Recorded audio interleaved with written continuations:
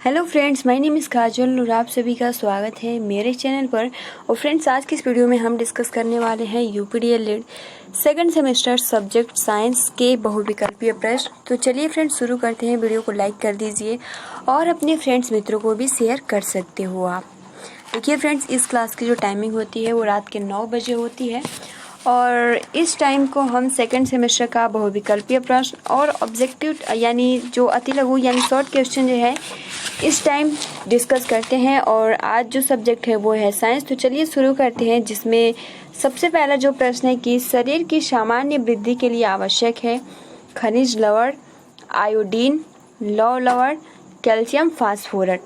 तो शरीर की सामान्य वृद्धि के लिए आवश्यक है, ऑप्शन नंबर जो यहाँ पे हो जाएगा वो हो जाएगा आयोडीन। ठीक है, ऑप्शन नंबर पहला का जो हो जाएगा वो हो जाएगा बी।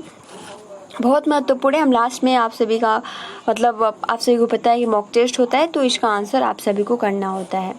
सेकंड जो क्वेश्चन है कि शरीर में द्रव की मात्रा को नियंत्रित रखता है जल, खनिज लवण, प्रोटीन, लौह लवण। तो शरीर में द्रव की मात्रा को नियंत्रित रखता है। और आई थिंक हमने पहले भी इस जितने भी बहुविकल्पीय प्रश्न है आई थिंक डिस्कस किए हैं। तो शरीर में द्रव की मात्रा को नियंत्रित करता है, ऑप्शन नंबर जो यहाँ पे हो जाएगा वो हो जाएगा फर्स्ट, यानी जो जल है वो शरीर के द्रवों की मात्रा को क्या करता है, नियंत्रित रखता है। तीसरा जो प्रश्न है कि आंखों की सुरक्षा के लिए आवश्यक है, आंखों की सुरक्षा के लिए आवश्यक है vitamin C, vitamin B, vitamin A, vitamin B. तो फ्रेंड्स बिल्कुल सही, आप सभी को पता है कि आंखों की सुरक्षा के लिए जो विटामिन ए है इसी की वजह से क्या होता है कि रतौंधी रोग हो जाता है।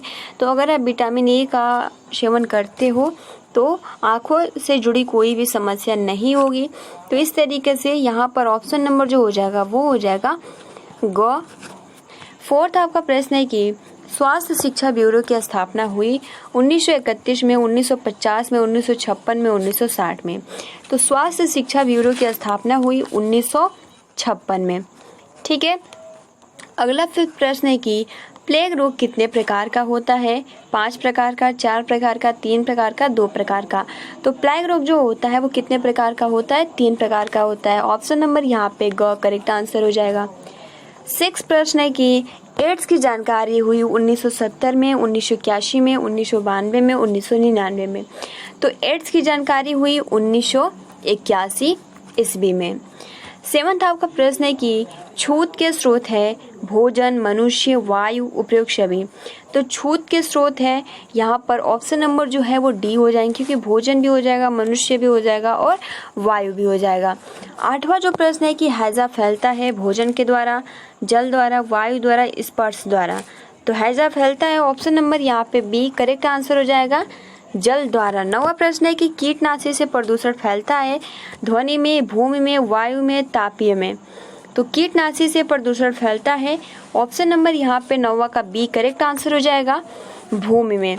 10वां प्रश्न है कि प्रोटीन प्राप्ति का स्रोत है दही, मक्खन, पनीर, उपयोग सभी। तो प्रोटीन प्राप्ति का स्रोत है, ऑप्शन नंबर जो यहाँ पे हो जाएगा वो हो जाएगा डी, यानी यहाँ पे दही भी हो जाएगा, मक्खन भी हो जाएगा, पनीर भी हो जाएगा, इसलिए ऑप्शन नंबर जो हो जाएगा वो हो जाएगा डी। अगला आपका प्रश्न है 11 नंबर की संक्रामक रोग के फैलने का साधन है भोजन, जल, वायु, उपयोग सभी। तो संक्रामक रोग के फैलने का साधन है, तो यहाँ पर देखिए आपका जो आंसर हो जाएगा भोजन भी हो जाएगा, जल भी हो जाएगा, वायु भी हो जाएगा। तो यहाँ पे उपयोग सभी यानी ऑप्शन नंबर जो घ है यानी डी है यहाँ पे करेक्ट आंसर हो जाएगा। अगला आपका प्रश्न है कि वसा का प्रमुख स्रोत है वनस्पति तेल, संतरा, अंगूर, जल। तो वसा का प्रमुख स्रोत है, ऑप्शन नंबर जो यहाँ पे 12 का जो हो जाएगा वो हो जाएगा क, यानी वनस्पति तेल। 13 प्रश्न है कि कीटाणुओं से फैलने वाला रोग है डेंगू, काला अचार, मलेरिया, उपयोग सभी। तो कीटाणुओं से फैलने वाला रोग है, ऑप्शन नंबर यहाँ पे डी करेक्ट आंसर हो जाएगा, यानी डेंगू, काला अचार, मलेरिया, उपयोग सभी। ठीक है, यहाँ पे ये कीटाणु से फैलने वाला रोग है। उसके बाद देखिए अगला जो आपका 14 क्वेश्चन है कि कार्बोहाइड्रेट का प्रमुख स्रोत है, कार्बोहाइड्रेट का प्रमुख स्रोत है आलू, मक्का, गेहूं, ये सभी। तो कार्बोहाइड्रेट का प्रमुख स्रोत है, तो यहाँ पर देखिए ऑप्शन नंबर जो हो जाएगा वो हो जाएगा घ, यानी कार्बोहाइड्रेट के जो स्रोत हो जाते हैं वो आलू भी हो जाता है, ठीक है, मक्का भी हो जाता है एंड गेहूं भी हो जाता है। तो बहुत महत्वपूर्ण ये प्रश्न है, आप इसको बहुत ही अच्छे ढंग से याद कर लीजिएगा। आलू, मक्का और जो गेहूं है क्या है, कार्बोहाइड्रेट के स्रोत हैं। अगला 15 प्रश्न है कि क्वाशीयोरकर नामक रोग का प्रमुख स्रोत है। ऑप्शन ए आयोडीन की कमी से, ऑप्शन बी प्रोटीन की कमी से, ऑप्शन सी विटामिन की कमी से, ऑप्शन डी कार्बोहाइड्रेट की कमी से। तो क्वाशीयोरकर नामक रोग का प्रमुख स्रोत है ऑप्शन नंबर यहाँ पे बी करेक्ट आंसर हो जाएगा, यानी प्रोटीन की कमी से। ठीक है, यहाँ पे ऑप्शन नंबर जो बी है वो करेक्ट आंसर हो जाएगा, प्रोटीन के कमी से क्वाशीयोरकर नामक रोग होता है। अगला 16 प्रश्न है कि अधपका मांस खाने से होने वाला रोग है। तो अधपका मांस खाने वाले से होने वाला जो रोग है ऑप्शन नंबर बी यहाँ पे करेक्ट आंसर हो जाएगा, वो हो जाएगा एंथ्रेक्स। तो ये पूरा था आपका 16 बहुविकल्पीय प्रश्न। ठीक है, हम अति लघु उत्तरीय भी प्रश्न डिस्कस करेंगे।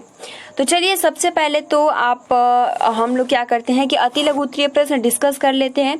ठीक है, उसके बाद लास्ट में मॉक टेस्ट आप सभी को आंसर मतलब देना होगा। ये जितने भी 16 क्वेश्चन और जितने भी ये प्रश्न है इस बहुविकल्पीय प्रश्न से ही रिलेट करके अति लघु उत्तरीय भी प्रश्न है। तो बहुत ही बेहतरीन तरीके से तैयारी होने वाली है।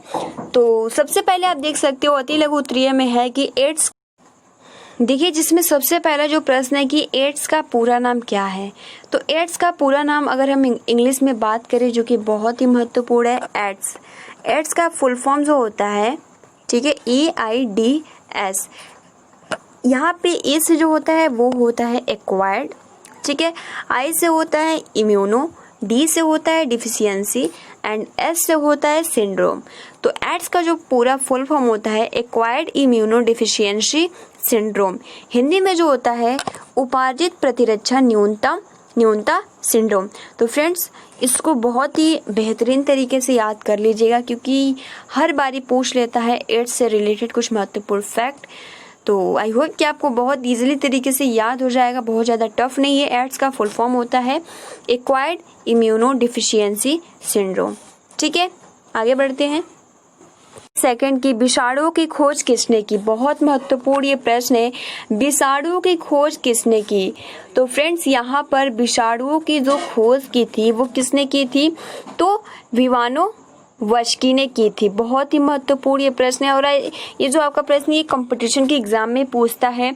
तो विषाणुओं की जो खोज की थी वो की थी, आप महत्वपूर्ण फैक्ट है इसको अपने कॉपी में अच्छे से लिख लीजिएगा। ठीक है, इवानोव्स्की। अगला आपका प्रश्न है कि डेयरी उद्योग में जीवाणुओं का क्या महत्व है। तो डेयरी उद्योग में जीवाणुओं का जो महत्व होता है, दूध से दही बनना, पनीर, मक्खन बनाने में सहायता करते हैं। ठीक है, जैसे आपका जो हो जाता है स्ट्रेप्टोकोकस लैक्टिस जीवाणु। अगला जो आपका प्रश्न है कि प्रतिजैविक पदार्थ क्या है, इसकी खोज करने वाले वैज्ञानिक का नाम बताइए।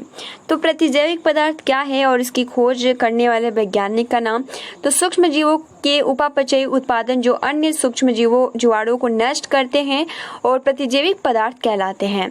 अलेक्जेंडर फ्लेमिंग यानी 1929 में पेनिसिलिन प्रतिजैविक की खोज की थी। अगला आपका प्रश्न है कि मृत परजीवी जीवाणु में पोषण को समझाइए। तो मृत कार्बनिक पदार्थ के अपघटन से जैविक कार्यों के लिए ऊर्जा प्राप्त करते हैं। ठीक है, बहुत महत्वपूर्ण, मृत परजीवी जीवाणुओं में पोषण क्या होता है इसके बारे में बताना है। तो मृत कार्बनिक पदार्थों के अपघटन से जैविक कार्यों के लिए ऊर्जा प्राप्त करते हैं। अगला आपका प्रश्न है कि सहजीवी जीवाणुओं को विशेषता 100 उदाहरण समझाइए या 100 उदाहरण समझाइए। तो सहजीवी जीवाणु मटर जो होता है, मटर कुल के पौधों की जड़ की ग्रंथिकाओं में पाए जाने वाला राइजोमियम लेग्यूमिनोसेरम जीवाणु पौधे से अपने लिए भोज्य पदार्थ क्या करते हैं, प्राप्त करते हैं और वायुमंडल स्वतंत्र नाइट्रोजन को यौगिक में बदलकर पौधे को प्रदान करता है। अगला जो आपका प्रश्न है कि जीवाणु कोशिका भित्ति का निर्माण करने वाले रसायन के नाम बताइए। तो जीवाणु कोशिका भित्ति एमिनो शर्करा, एमिनो अम्ल और काइटिन आदि से बनी होती है। बहुत महत्वपूर्ण ये भी प्रश्न है। जीवाणु यानी बैक्टीरिया नाम का प्रतिपादन किस वैज्ञानिक ने किया। तो जीवाणु यानी बैक्टीरिया का नाम जो प्रतिपादित किया वो एरनबर्ग ने किया 1829 ईस्वी में। अगला जो आपका प्रश्न है, टिटनेस रोग के जीवाणु का नाम बताइए। तो टिटनेस रोग के जीवाणु का नाम जो होता है वो होता है क्लोस्ट्रीडियम टिटैनी। ठीक है, क्लोस्ट्रीडियम टिटैनी। अगला जो 10वां प्रश्न है कि साधारण शर्करा के घोल में जीवाणु पनपते हैं परंतु जैम तथा जेली में क्यों नहीं पनपते। तो साधारण शर्करा के घोल में जीवाणु पनपते हैं परंतु जैम तथा जेली में क्यों नहीं पनपते। तो इसका जो आंसर होगा कि साधारण शर्करा के घोल को जीवाणु अवशोषित करके उसका किण्वन करते हैं, ठीक है, और जैविक कार्यों के लिए ऊर्जा प्राप्त करते हैं, और जैम और जेली की सांद्रता अधिक होने के कारण जीवाणुओं का जीव द्रव्य कुंचन होने के कारण जीवाणु नष्ट हो जाते हैं और इस कारण जैम तथा जेली नष्ट हो जाते हैं। अगला जो आपका प्रश्न है कि पाश्चुरीकरण से क्या तात्पर्य है। तो इस विधि द्वारा दूध को संरक्षित किया जाता है। दूध को 15 सेकंड तक यानी 71.7 डिग्री सेल्सियस ताप पर अथवा 30 मिनट तक 62.8 डिग्री सेल्सियस तक यानी ताप पर गर्म करके शीघ्रता से ठंडा करते हैं। इससे दूध के जो जीवाणु होते हैं वो क्या होते हैं, नष्ट हो जाते हैं और दूध अधिक समय तक खराब नहीं होता है। इसी को हम पाश्चुरीकरण कहते हैं।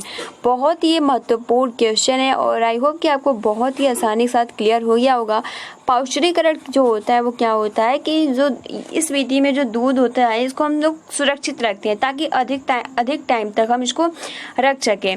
ठीक है, तो सबसे पहले हम क्या करते हैं, दूध को 15 सेकेंड तक जो ताप होता है यानी ताप 71.7 डिग्री सेल्सियस ताप, या आप कह सकते हो 30 मिनट या आप 62.8 डिग्री सेल्सियस ताप पर गर्म करके शीघ्रता से ठंडा करते हैं और इसमें जितने भी जीवाणु होते हैं, बैक्टीरिया होते हैं, वो नष्ट हो जाते हैं। और इस तरीके से जो हम विधि करते हैं इसको हम क्या बोलते हैं, तो पाश्चुरीकरण कहते हैं। अगला आपका प्रश्न है कि शरीर के लिए विटामिन की आवश्यकता को समझाइए, यानी शरीर के लिए विटामिन की क्या आवश्यकता है।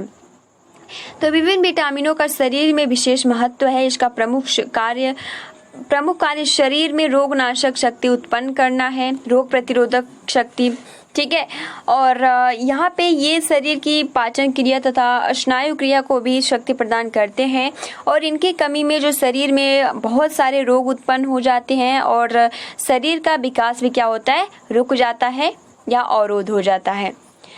अगला जो आपका प्रश्न है कि विटामिन ई की कमी से होने वाला रोग है। तो विटामिन ई की कमी से होने वाला यानी इस विटामिन की कमी से स्त्री और पुरुषों की संतान उत्पत्ति शक्ति में कमी या स्त्रियों में बाझपन, गर्भपात, पुरुषों में नपुंसकता की आशंका आदि रोग हो जाते हैं, यानी विटामिन ई के कारण। ठीक है, ये भी क्वेश्चन जो है महत्वपूर्ण है। अगला जो आपका प्रश्न है कि अच्छे स्वास्थ्य से संबंधित आदतें बताइए। तो स्वास्थ्य संबंधी अच्छी आदतें जिसमें बाणभट्ट ने पूर्ण आरोग्य के 8 गुणों का वर्णन किया है, जो इस प्रकार है, ठीक है, जिसमें नित्य हितकारी आहार विहार करने वाला, देखभाल एवं सोच विचार करने वाला, विषयों में आसक्त, पुरुष दाता, समदर्शी, सत्य बोलने वाला, क्षमा करने वाला, बुद्धिमानों की संगति करने वाला पूर्ण स्वस्थ रहता है। आपका प्रश्न है कि संक्रामक रोग किन्हें कहते हैं। तो जब कोई रोग एक व्यक्ति से दूसरे व्यक्ति को प्रत्यक्ष रूप से लग जाता है इसको हम क्या बोलते हैं, संक्रामक रोग कहते हैं। अभी आप इस टाइम देख सकते हो। और यह जब अप्रत्यक्ष रूप या किसी के माध्यम से लग जाते हैं, जैसे कीटाणु, जल, वायु, भोजन आदि के द्वारा रोग एक व्यक्ति से दूसरे व्यक्ति को लग जाते हैं, तो इस प्रकार के रोग को ही हम संक्रामक रोग कहते हैं। अगला जो प्रश्न है, जीवाणु से प्राप्त एक प्रतिजैविक यानी एंटीबायोटिक का नाम बताइए। तो स्ट्रेप्टोमाइसिन क्लोरेलिन, ठीक है, यहाँ पे क्या है, जीवाणु से प्राप्त एक प्रतिजैविक यानी एंटीबायोटिक का नाम है, ठीक है, स्ट्रेप्टोमाइसिन एंड क्लोरेलिन। अगला जो है कि पादप हार्मोन जिबेरेलिन किससे प्राप्त होता है। तो फ्यूजेरियम कवक से पादप हार्मोन जिबेरेलिन प्राप्त होता है, फ्यूजेरियम कवक से।